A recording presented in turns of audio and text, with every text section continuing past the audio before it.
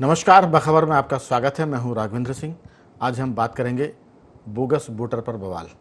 दरअसल राहुल गांधी ने कहा है कि चुनाव आयोग जो काम कर रहा है वो एक तरह से वोटर की चोरी है।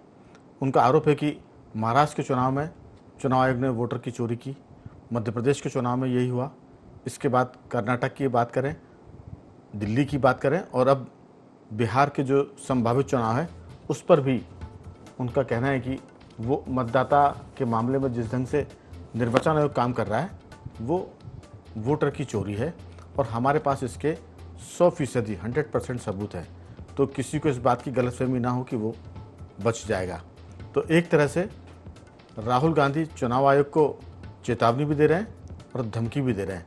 अब लोकतंत्र में धमकी चेतावनी का मामला जो संवैधानिक संस्थाओं के लिए कितना ठीक है कितना गलत है ये तो अलग बात है, लेकिन संसद से लेकर सड़क तक जिस ढंग की भाषा शैली है, जिस ढंग की शब्दावली है, वो कई बार भारतीय राजनीति की चमक को धुंधला करती है।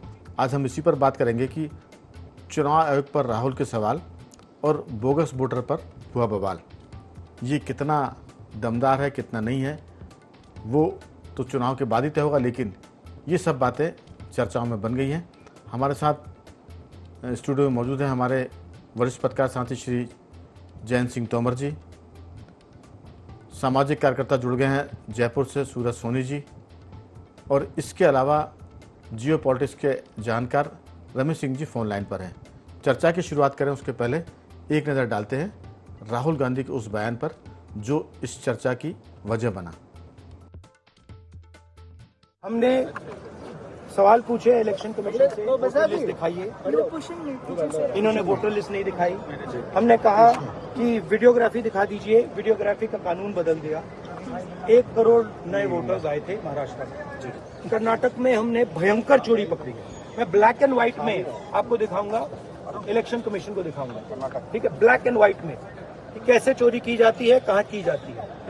कर्नाटक में ब्लैक एंड व्हाइट में है हमारे हाथ में, ठीक है, और यही काम इनको पता लग गया है।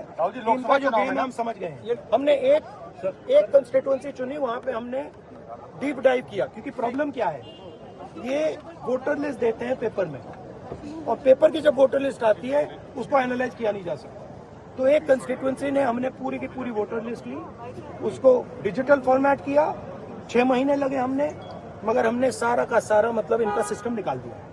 ये कैसे करते हैं, कौन वोट करता है, कहां से वोट होता है, कैसे नए वोटर बनते हैं, पूरा का पूरा हमें मालूम है। और अब इन्होंने क्या किया है कि अब हम बिहार का पूरा सिस्टम नए तरीके से करेंगे, वोटर डिलीट करेंगे और नए तरीके से वोटर लिस्ट। हिंदुस्तान में इलेक्शन चोरी किए जा रहे हैं, ये रियलिटी।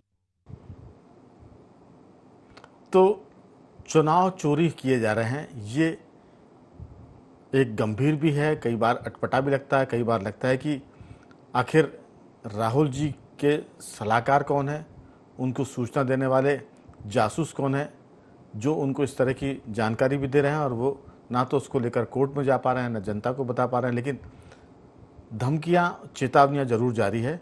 अब मध्य प्रदेश से लेकर जितने भी चुनाव है वो सभी कह रहे हैं कि यहाँ चोरी हुई है वोटरों की। मैं सिर्फ चर्चा की शुरुआत में एक चीज़ जोड़ूंगा, जब मध्य प्रदेश में कांग्रेस की सरकार थी और मुख्यमंत्री दिग्विजय सिंह थे, तब दिग्विजय सिंह जी कहा करते थे कि चुनाव मैनेजमेंट से जीते जाते हैं। उस समय बिहार में लालू यादव की सरकार थी और कई बार कहते थे कि लालू यादव काम नहीं करते लेकिन वो चुनाव जीत जाते हैं, तो मैनेजमेंट का मामला था। अब ये मैनेजमेंट वोटर का होता है, मतदाता का होता है, कार्यकर्ता का होता है। ये तो जो दावा कर रहे हैं वो बताएंगे, लेकिन 1998 में जब मध्य प्रदेश चुनाव हुआ तब इसी तरह की बातें जो राहुल गांधी कह रहे थे वही बातें भाजपा भी कहा करती थी। उनका कहना था कि हमारे जो वोटर हैं उनके नाम कट जाते हैं। कई बार जिन वोटरों के पते कहीं और होते हैं लेकिन वो एक ही जगह एक ही घर में 50-50, 100-100 वोटरों के नाम वहाँ दर्ज होते हैं और मतदाता सूची में आ जाते हैं। तो जो राहुल गांधी जी कह रहे हैं इसमें कुछ नई बात नहीं है, लेकिन अगर सबूत उनके पास हैं तो उनको संयत भाषा में बताना भी चाहिए और अदालत भी जाना चाहिए। लेकिन अभी तक जो कुछ उन्होंने आरोप लगाए हैं कई बार वो बैकफुट पर आए हैं। चाहे सावरकर जी के मामले का आरोप हो, अदालत ने उनसे कहा था कि राहुल गांधी जी को भूगोल का और इतिहास का ज्ञान नहीं है, इसलिए उनको इस तरह की टिप्पणी नहीं करना चाहिए। वहाँ फिर उन्होंने माफ़ी मांगी। इसके बाद हम बात करें मध्य प्रदेश के बारे में, उन्होंने कहा था कि मध्य प्रदेश में हम 100% सरकार बना रहे हैं, लेकिन हर कोई पार्टी कहती कि हम सरकार बना रहे हैं, कोई पार्टी नहीं कहती कि हम सरकार नहीं बना रहे हैं। लेकिन यहाँ ज़बरदस्त तरीके से बीजेपी जीती और कांग्रेस बुरी तरह से हार गई। विधानसभा चुनाव की बात कर रहा हूँ। फिर लोकसभा के चुनाव आए तो मध्य प्रदेश में इतिहास बना, 29 की 29 लोकसभा सीटें कांग्रेस हार गई। अब हारने पर चिंतन के बजाय सिर्फ ये कहा जाए कि वोटर ही गड़बड़, चुनाव ही गड़बड़ कर रहा है। अगर हम ये कहें कि सुप्रीम कोर्ट के फैसले गड़बड़ आ रहे हैं तो फिर हमको सुप्रीम कोर्ट जाना नहीं चाहिए। जिस संस्था पर आपका भरोसा नहीं है तो एक एक करके सारी संवैधानिक संस्थाओं पर सवाल खड़े करना, उनको अविश्वसनीय बनाना, ये राजनीतिक एक तरह से उनका कह सकते हैं कि चाल हो सकती है, उनकी लाइन हो सकती है पॉलिटिकल, लेकिन इससे नुकसान देश का भी है और खुद का भी राहुल गांधी कर रहे हैं। ये मैं जजमेंट के तौर पर नहीं कर रहा हूँ, लेकिन पिछले 10 सालों की बात करें तो राहुल गांधी ने जो जो कदम उठाए उससे कांग्रेस को बहुत फ़ायदा नहीं हुआ है। और अभी जो बातें कर रहे हैं कि मध्य प्रदेश से लेकर कर्नाटक, महाराष्ट्र और अब बिहार में भी चुनाव वोट चोरी हो रहे हैं, इसी पर विस्तार से बात करेंगे। हमारे साथ हमारे सभी मेहमान जुड़ गए हैं। जयपुर से सूरज सोनी जी जुड़ गए हैं। सूरज जी, आपका स्वागत है। फ़ोन पर रमेश सिंह जी जुड़े हुए हैं। रमेश जी, आपका भी स्वागत है। और स्टूडियो में जयंत सिंह तोमर जी हैं। जयंत जी, आपका एक बार फिर स्वागत है। चर्चा की शुरुआत आपके साथ कि आखिर जिस ढंग की भाषा, जिस ढंग के आरोप बेशक बहुत गंभीर है, लेकिन नए नहीं हैं। ये आरोप महाराष्ट्र के चुनाव हारने पर भी राहुल गांधी ने लगाए थे। हरियाणा के इलेक्शन में भी यही बात हुई थी। दिल्ली में वो खुद रहते हैं परिवार के साथ। दिल्ली में पिछले कई वर्षों से कांग्रेस एक भी विधानसभा की सीट नहीं जीत पा रही है। तो इसमें चुनाव आयोग है या कांग्रेस की अपनी रणनीति की गड़बड़ी है, नेतृत्व की अक्षमता है, क्या है? इस मामले में आपकी राय? राघवेंद्र जी, इस पूरे प्रकरण को अगर ध्यान में दें तो सबसे पहले मैं कहना चाहूँगा कि जहाँ तक हमारी जानकारी है, चुनाव आयोग ने ये कहा है कि 1 अगस्त को ये सूची जारी हो जाएगी, बिहार की जो मतदाता सूची है, और लगभग 1 महीने का समय दिया जाएगा अगर कोई आपत्ति है जी। जानकारी ये है कि लगभग 50 या 51 लाख जो वोटर हैं उनमें कुछ गड़बड़ी, खामी बताई गई है, जिसमें से 25 लाख के लगभग उनके पते बदल गए हैं। उनमें से लगभग 7 या 8 लाख वो अब इस दुनिया में नहीं हैं, और कुछ और इस तरह की गड़बड़ियाँ हैं। तो इन पर आपत्ति दर्ज की जा सकती है। ये सामान्य रूप से होता है कि 2 जगह के वोट डालने के मतदाता पत्र में कई बार ये गड़बड़ी रहती है जी। और ये सुविधा भी रहती होगी। राहुल गांधी जी ने जो कहा है, अभी तक लगातार जितने भी प्रकरणों में उन्होंने मोर्चा संभाला है, लगातार उनको कहीं माफ़ी मांगनी पड़ी है। तो राहुल गांधी तो एक तरह से बिना ब्रेक की गाड़ी हो गए हैं। और इस प्रकरण में एक बात मुझे याद आती है कि बहुत पहले शरद यादव बिहार से जब चुनाव लड़ रहे थे, उन्होंने कहा कि चुनाव में धांधली हुई है और उन्होंने कहा कि इस चुनाव को निरस्त किया जाए। और जब तक दिल्ली वो पहुँचे तब तक ये फैसला आकाशवाणी से उन्होंने सुना कि वो चुनाव जीत रहे हैं। तो ये इस तरह की स्थितियाँ भी पैदा होती हैं आश्चर्यजनक ढंग से। तो आप हार जाते हैं तो आप चुनाव में धांधली का आरोप लगाते हैं, आप जीत जाते हैं तो आपको कोई कुछ गड़बड़ी दिखाई नहीं देती है। तो पूरी एक संवैधानिक प्रक्रिया है। और आपने जो कहा कि संयत ढंग से राजनीति में चीज़ों को रखा जाना चाहिए, ये चीज़ सीखना चाहिए सभी को। ये जो आपने बात की, दरअसल हर कोई जानता है, जितने हम लोग राजनीति देख रहे हैं, सामाजिक लोग या पत्रकार या कोई भी, असल में हार की आशंका जब चुनाव के चलते होती है तो हारने वाला व्यक्ति धांधलियों की बातें करने लगता है। तब मीडिया और लोग समझ जाते हैं कि इनका पक्ष कमज़ोर है, ये चुनाव हारने वाले हैं, इसलिए हार के बहाने ढूंढ रहे हैं। वो हार के बहाने में कहते हैं कि मतदान में गड़बड़ी हुई है, कभी कहते हैं कि मतगणना में गड़बड़ी हो रही है, इसलिए मतगणना रोकी जाए, फिर ऐसा किया जाए। तो एक तरह से ये कमज़ोर पक्ष की निशानी है कि वो आरोप लगाए। और यहाँ तो अभी चुनाव की प्रक्रिया शुरू हो रही है, उसके पहले ये आरोप लगने शुरू हो गए। इसका मतलब कि कमजोरी की जो बात है वो इतनी ज़्यादा बढ़ गई है कि अब चुनाव में लड़ने से पहले भी नतीजे मालूम है, इसलिए पहले से ही कहना शुरू कर दो कि गड़बड़ी हो रही है, चोरी होने वाली है, मैनेजमेंट हो रहा है, इसलिए हम इस पर नहीं मानते हैं। तो मेरे साथ रमेश सिंह जी फ़ोन लाइन पर हैं। रमेश जी, हम कई बार पहले भी कह चुके हैं कि अगर मतदाता ये मशीन, इलेक्शन की जो मशीन होती है, वोटिंग मशीन, इसमें दिक्कत है तो फिर जिनको लगता है कि इसमें गड़बड़ी होती है तो वो चुनाव का बहिष्कार करें, वो कहें कि हम इलेक्शन नहीं लड़ेंगे क्योंकि हमें वोटिंग मशीन पर एतबार नहीं है, इसमें घपला होता है। लेकिन चुनाव भी लड़ना है और ये भी कहना है कि इस पर भरोसा नहीं है, ये तो वैसे हुआ कि हम कहें कि क्रिकेट का एम्पायर दूसरी टीम से मिला हुआ है लेकिन हमको मैच भी खेलना है।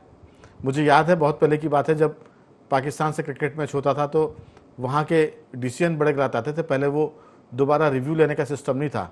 तब कहते थे कि पाकिस्तान में 11 प्लेयर नहीं खेलते, 13 प्लेयर खेलते हैं, 2 एम्पायर भी उनके साथ खेलते हैं। तो अगर ऐसा आपको लगता है तो आप खेलना बंद कर दीजिए, इलेक्शन लड़ना बंद कर दीजिए। लेकिन अब तो वो चुनाव में जाने से पहले कहने लगे, तो आप हार के बहाने अभी से तलाश कर रहे हैं। मुझे लगता है कि सबूत है तो गंभीरता से अदालत में जाएं, जनता के सामने वो रखें।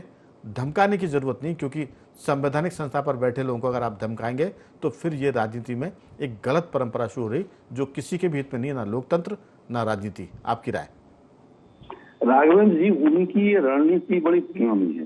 पहले वो ईवीएम पे आरोप लगाते थे, अब वो असल में क्या है, ईवीएम पे आरोप लगा के इतना बदनाम हो गए थे कि लोग अब इनके ईवीएम के आरोप पे इनके प्रति हमदर्दी नहीं दिखा रहे थे और ईवीएम का जो आरोप है वो फेल होने लगा था। तो अब उनने ये नया आरोप ले आए हैं, हरियाणा से शुरू किया है, हरियाणा में, फिर महाराष्ट्र में, फिर अब बिहार में तो चुनाव होने के पहले ही लगा रहा है। मैं कहता हूँ कि ईवीएम के टाइम पे भी सुप्रीम कोर्ट में कम से कम 50 से ज्यादा पिटीशन चली थी और सब रिजेक्ट हो गई थी। आखिरी पिटीशन सुप्रीम कोर्ट ने डिटेल में सुनी थी और कोई सबूत पेश नहीं कर पाया था। चुनाव आयोग ने भी इसके लिए निर्वाचन प्रतिनिधियों को बुलाया था, आप यहाँ आइए और इसे हैक करके दिखाइए, कोई नहीं गया था।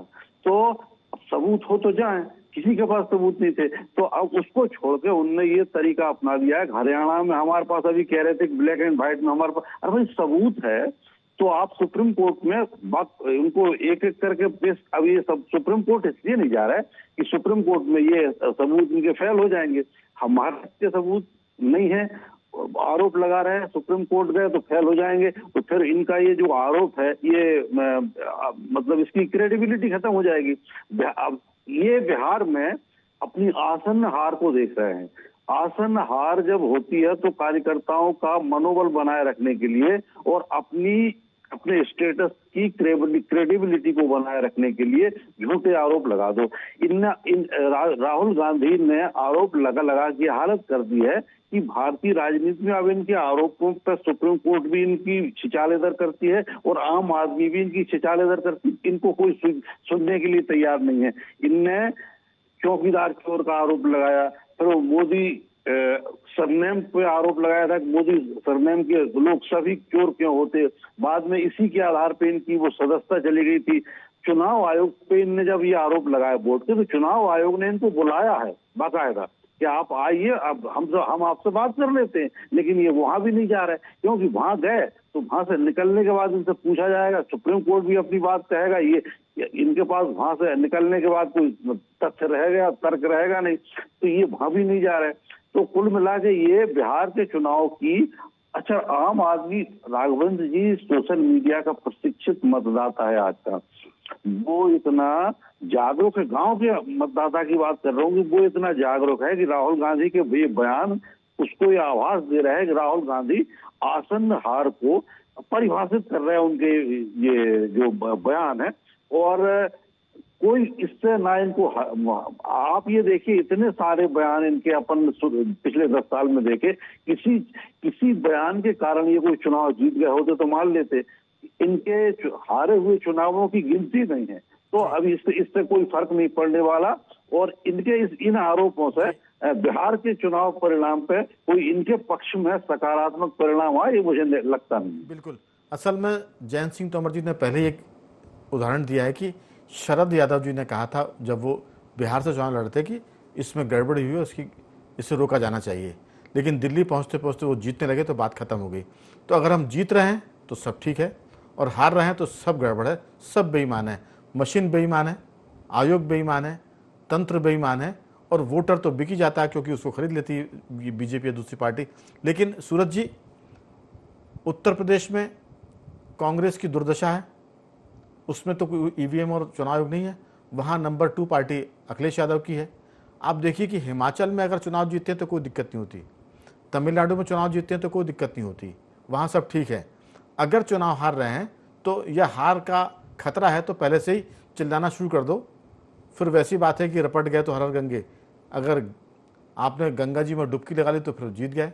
मैं किस्सा सुनाऊंगा पहले आपकी बात कि आखिर ये अवसरवादिता कब तक चलेगी राजनीति में। आरोप लगाइए लेकिन संवैधानिक संस्थाओं पर सवाल खड़े मत करिए, क्योंकि उसके बाद कुछ फिर बचता नहीं है, ना प्रतिपक्ष बचेगा, ना सरकार बचेगी और ना देश की ये शांति बचेगी। आपकी राय? दो बातें राघवेंद्र जी, एक तो ये कि जो बार बार ये जो बातें की जा रही है उससे ये साबित करता है कि नाच में जाने आंगन टेढ़ा, तो आपको खुद को तो नाच आता नहीं है और आप आरोप लगाएंगे कि ये मंडप छोटा है या आंगन टेढ़ा है, तो वो आरोप लगाना जनता समझ भी रही है और लोगों के अंदर धारणा बन चुकी है कि राजीव गांधी भी पॉलिटिकली नाबालिग है। अभी पॉलिटिकल रूप से, बौद्धिक रूप से उनको जो है अपरिपक्वता को देखते हुए ये लगता है कि पॉलिटिकली बालिग होने में उनको समय लगेगा, अभी और भी लगेगा। दूसरी बात यह है कि अभी जो बिहार का परिदृश्य है उसमें दो बातें हैं। बिहार में अभी कांग्रेस की जो स्थिति है वो वहाँ पे वोटर गेन करने वाली पार्टी के रूप में नहीं है और वहाँ के उनके जो साथी घटक दल है वो भी मानते हैं। पिछली बार उन्होंने बार बार कहा कि हमने इतनी 70 सीट उनको दी, तो ये भारी भूल थी। 15-16 सीट में कांग्रेस जीत करके आई और सीटों का नुकसान कर दिया, ये खुलेआम कहा गया था घटक दल की तरफ से, उनके जो महागठबंधन था। तो अब वो केवल हाईलाइट होने के लिए, सुर्खियां बटोरने के लिए भी, वोट तो उनके पास में है नहीं, सीटें मिलेगी कम, तो इस तरीके से बयानबाजी करके सुर्खियां बटोरी जाए और जो कैमरा है उसको फोकस किया जाए कि वो मेरे ऊपर कैमरा रहे, ऐसी सोच मुझे उनकी लगती है। दूसरा जो भी चर्चा में बात आई है कि बार बार इस तरीके से बयान देना, कभी चौकीदार चोर है, कभी अडानी चोर है, कभी आप राफेल करते हैं, कभी आपने सावरकर पे बोला और बाद में फिर सबूत कुछ है नहीं आपके पास में, कोर्ट में जाके माफी मांग लेते हैं। तो ये पूरी जनता में उनकी जो इमेज है वो इस तरह की बनी हुई है कि वो कुछ भी कहेंगे उनको गंभीरता से ले नहीं रहे, अतिरिक्तता उनको माना जा रहा है। और बिहार के अंदर मैं एक चीज और समझ रहा था कि ये उनको किसी ने आइडिया दिया है और ये आइडिया देने का मतलब है कि बिहार के अंदर हम थोड़ा पीछे लौटेंगे फ्लैशबैक में, तो जो माफिया राज था उसकी जड़ के अंदर ही चुनाव ही होते थे कि कैसे जो है मतपेटी लेकर के भाग रहा है, कोई वोटर काट रहा है, कोई सही फेंक रहा है, कोई पानी डाल रहा है वोटर मतदाता पेटियों के अंदर। तो ऐसे बाहुबलियों को पनपाया गया और बाहुबलियों के कारण चुनाव जीते जा रहे थे। तो कहीं न कहीं ईवीएम पे अटैक भी हो सकता है इनका, और चुनाव आयोग की जो निष्पक्षता है उस पर सवाल उठाना मैं समझता हूँ कि वो एक नई जो है चर्चा और नई सुर्खियों को जन्म देना है। लेकिन दरअसल पे वैसे ही कहा जाएगा कि एक अंधेरे कमरे में काली बिल्ली ढूंढने का ये प्रयास साबित होगा उनका। फिर एक बार से राहुल गांधी का स्टेटमेंट है, मैं लौटता हूँ आपके पास, इसको समझ भी रहा है। बिल्कुल जयंत जी, असल में कई बार ये होता है कि हम अब विचार भी करते हैं, कई बार हमारे जो सहायक होते हैं वो हमको सुझाव भी देते हैं।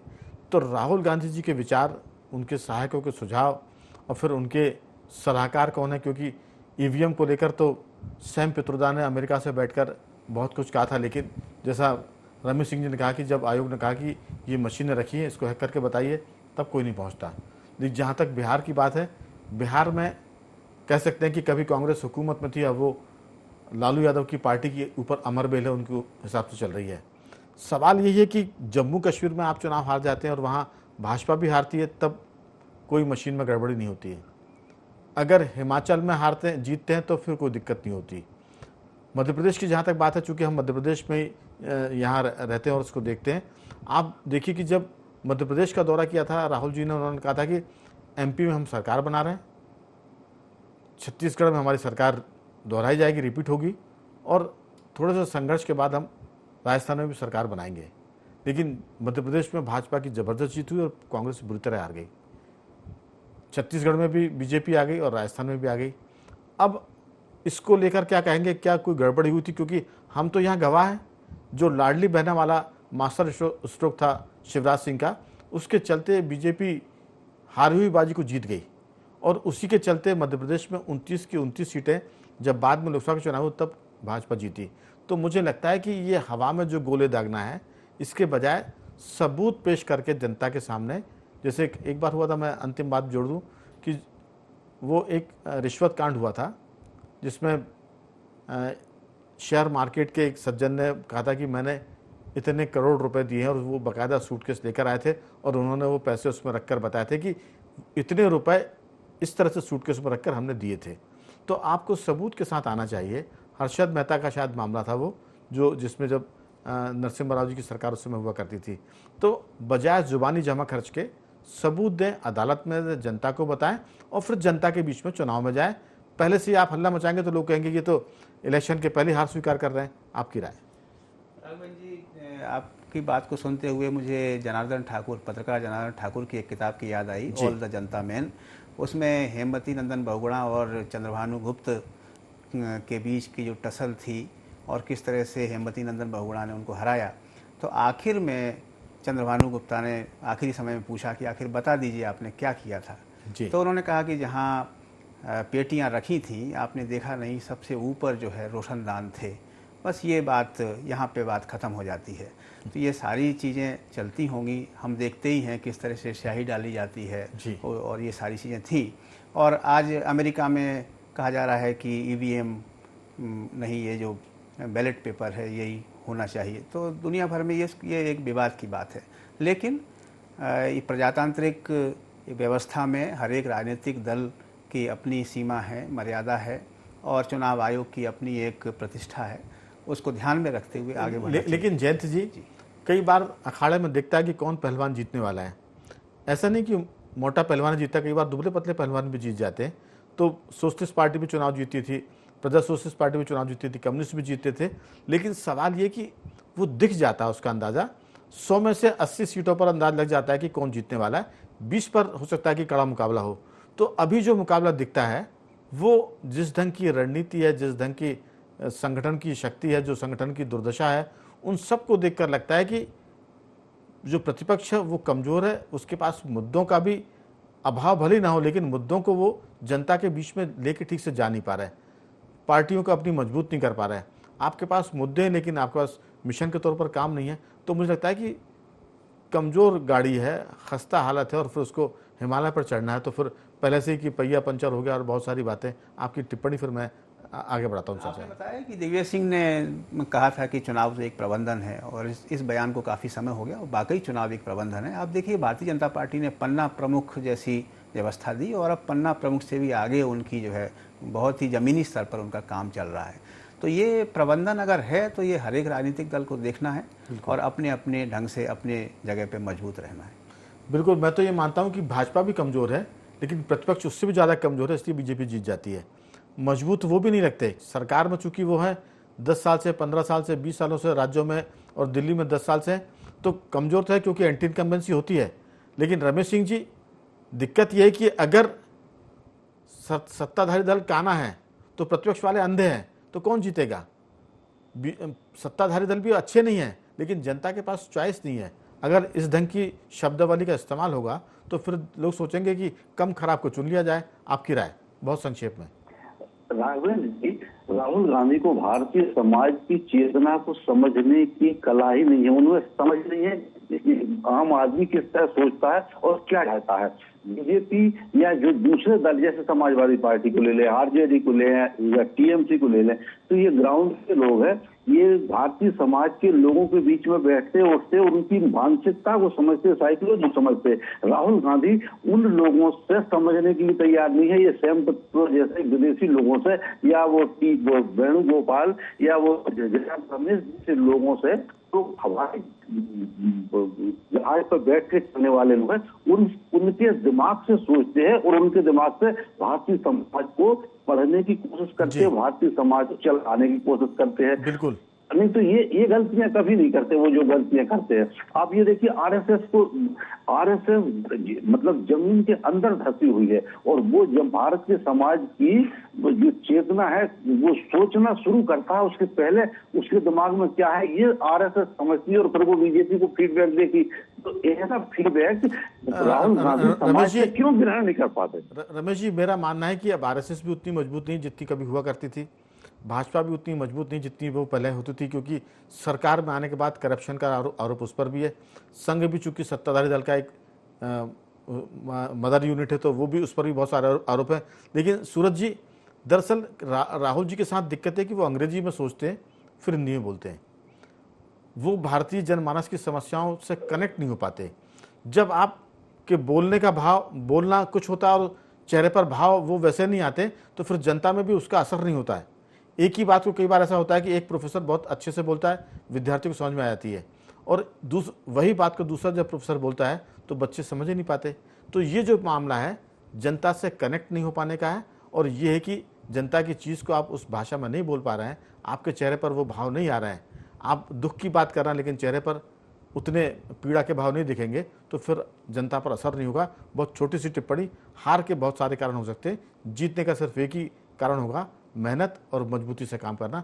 छोटी सी टिप्पणी कि कागज के शेयरों में और धरातल के शेयरों में बहुत फर्क होता है जी। तो जो चीजें यथार्थ में आएगी वो तब आएगी जब आप ये देखिए कि बैरिस्टर गांधी आए थे इंग्लैंड से और भारत के गांव-गांव में घूम घूम करके महात्मा गांधी बन गए।